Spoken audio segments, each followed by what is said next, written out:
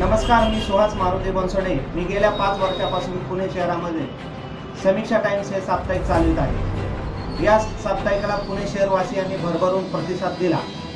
अन्याय अत्याचाराला वाचा फोडणारे म्हणून या साप्ताहिकाला लोकांनी पसंती दिली। वाचकांनी या साप्ताहिकाचे दैनिकात रूपांतर करावे म्हणून वारंवार आग्रह धरला।